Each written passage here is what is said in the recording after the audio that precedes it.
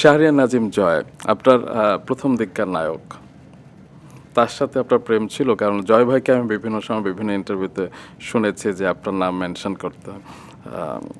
আসলে সম্পর্ক ছিল?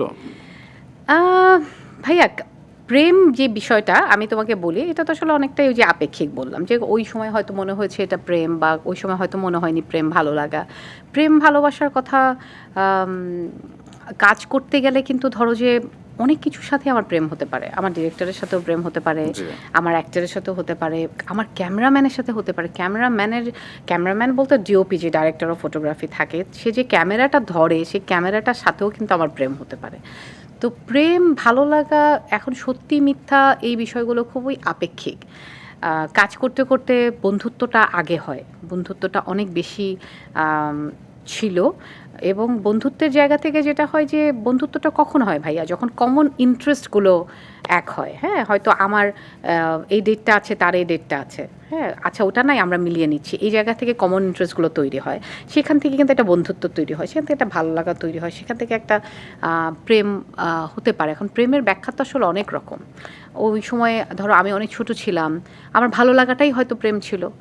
হ্যাঁ, কিন্তু সেটা এখন এসে হয়তো আমার মনে হচ্ছে আসলে ওটা প্রেম ছিল না, ওটা হয়তো একটা ভালো লাগা ছিল, বা একটা ইনফ্যাচুয়েশন? ইনফ্যাচুয়েশন হয়তো ছিল, বা হয়তো বা একটা ভালো লাগা ছিল, বা ওই সময় একসাথে কাজ করতে গিয়ে একটা ভালো অনুভূতি তৈরি হয়েছিল। আপনি একদম রাইট জায়গায় একটু নক করেন না। রোম্যান্টিসিজম মানে রোম্যান্টিক কোনো অ্যাফেয়ার ছিল আপনাদের? রোম্যান্টিসিজম তুমি কোনটাকে বলবা ভাইয়া? ধরো মেকআপ রুমে দুইজন সিনিয়র আর্টিস্ট বসে আছেন, আমি নাম বলছি না। তো একজন উনি আমার দুইজনই খুব পছন্দের অভিনয় শিল্পী, অনেক সিনিয়র অনেক। তো উনি বলছেন, ফিমেল অ্যাক্টর, উনি হচ্ছে বিটিভির মেকআপ রুমে মেল অ্যাক্টরকে বলছেন, আপনি কি আপনার চাদরটা এনেছিলেন, গায়ের চাদরটা এনেছিলেন? তুমি কি বুঝতে পারো ভাইয়া যে একজন মেকআপ নিচ্ছে আর উনি আরেকজনের থেকে না তাকিয়ে বলছে আপনি কি আপনার গায়ের চাদরটা এনেছেন? এখানে যে রোম্যান্স, কোন পর্যায়ের রোম্যান্স তুমি বুঝতে পারো? সো রোম্যান্স তো আসলে অনেক রকমের হতে পারে, তুমি কোনটাকে বলবে?